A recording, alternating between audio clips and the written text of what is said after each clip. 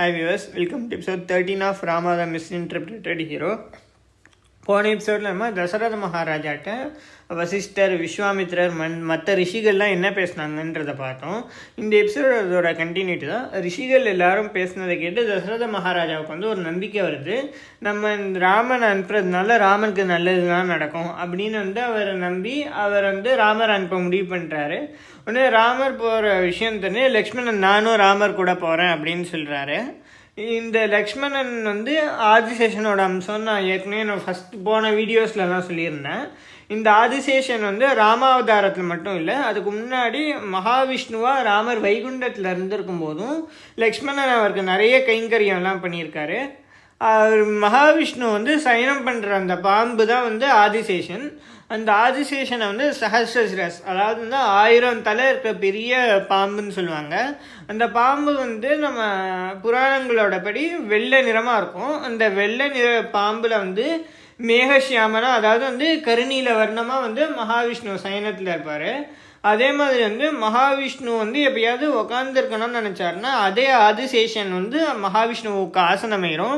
அதே மாதிரி அவர் நடக்கும் போதோ இல்லை எங்கேயாவது நின்றுட்டு இருந்தாருன்னா அப்போ அந்த ஆதிசேஷன் வந்து பாதரட்சையை, ஆதிசேஷன் வந்து மகாவிஷ்ணுவை எப்பவுமே பிரிய மாட்டார். ஸோ அந்த பந்தம் வந்து திரேதாயுகத்துலேயும் கண்டினியூ ஆகணுன்றதுக்காக தான் வந்து மகாவிஷ்ணுவுக்காக வந்து லக்ஷ்மணனாக ஆதிசேஷன் அவதாரம் எடுத்திருப்பாரு, மகாவிஷ்ணு வந்து ராம அவதாரம் எடுத்திருப்பாரு. அதனால வந்து லக்ஷ்மணன் வந்து ராமரோட பகிப்பிராணம்னு சொல்லுவாங்க.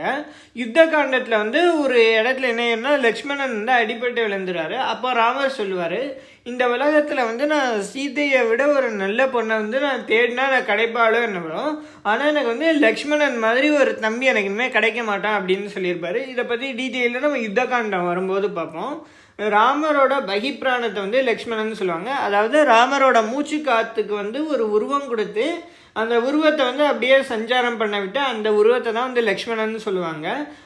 சிம்பிளாக சொல்ல போனால் இப்போ சொல்கிறாங்களே ஈருடல் ஓருயிர், அது நிஜமாவான ஈருடல் ஓருயிர் வந்து ராமரும் லக்ஷ்மணனும் மட்டும்தான். ஸோ இவங்க 2 பேரும் வந்து விஸ்வாமித்திரர் கூட போகிறாங்க. இவங்க 2 பேரும் போகிறது வந்து ஒரு பெரிய ராஜநீதி. அதாவது தசரத மகாராஜாவுக்கு வந்து அவரோட பையன் மேலே ரொம்ப அக்கறை வந்து ரொம்ப பிடிச்சிருந்தாலும் அவங்க பையனை வந்து ரிஷிகள் கூட அனுப்புறதுனால உலகத்துக்கு ஏதோ நன்மை நடக்குதோ இல்லை ஒரு பிரஜைகளுக்கு ஏதோ நன்மை நடக்குதுன்னு அவரோட எமோஷன்லாம் வந்து தள்ளி வச்சுட்டு அவங்க சொல்கிற பாயிண்ட்லாம் வேலிடாக இருந்தவொடனே அவங்க கூட ராமர் லக்ஷ்மணனை அனுப்பிச்சி வைக்கிறாரு.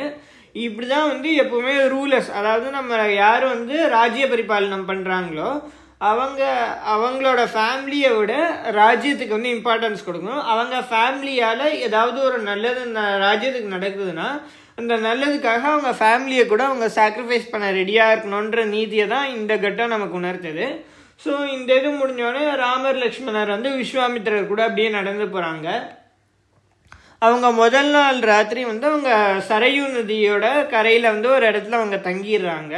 ஸோ அன்னைக்கு தங்கும்போது வந்து விஸ்வாமித்திரர் அவங்க 2 பேருக்கும் வந்து பலா அதிபலான்னு 2 மந்திரங்களை வந்து ராமலக்ஷ்மணனுக்கு சொல்லித்தராரு. அதாவது இந்த பலா அதிபலான்ற மந்திரங்களை வந்து நம்ம சொல்லிட்டு இருந்தால் நமக்கு வந்து பசியும் தூக்கமும் இருக்காது.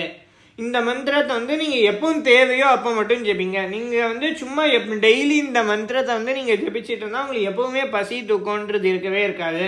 அப்படி வந்து நீங்கள் இருந்தீங்கன்னா அது வந்து இயற்கைக்கு புறமாக போயிடும். எப்பயாவது தேவை இருக்கும்போது மட்டும் இந்த மந்திரத்தை நீங்கள் ஜெபிச்சுக்கோங்க, உங்களுக்கு பசி தூக்கம் இருக்காது அப்படின்னு சொல்லிட்டு விஸ்வாமித்திரர் அந்த மந்திரங்களை சொல்லித்தராரு.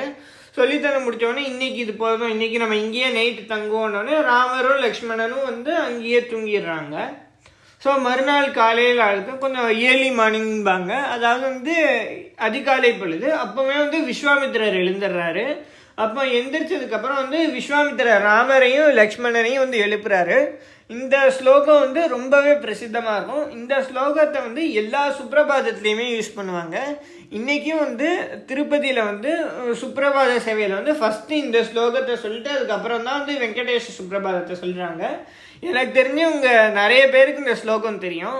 கௌசல்யா சுப்ரஜா ராமா பூர்வா சந்தியா பிரவர்த்ததே உத்திஷ்ட நரசார்தூல கர்த்தவியம் தெய்வம் ஆன்மீகம். இந்த ஸ்லோகத்தை சொல்லி விஸ்வாமித்திரர் வந்து ராமரை எழுப்புறாரு. ஸோ இந்த ஸ்லோகத்தோட அர்த்தம் என்னன்றதையும் இதுக்கப்புறம் என்ன நடந்ததுன்றதையும் நம்ம நெக்ஸ்ட் வீடியோவில் பார்ப்போம். இந்த மாதிரி நிறைய வீடியோஸ்க்கு வந்து என் சேனலை லைக் பண்ணுங்கள், ஷேர் பண்ணுங்கள், சப்ஸ்கிரைப் பண்ணுங்கள். தேங்க்யூ.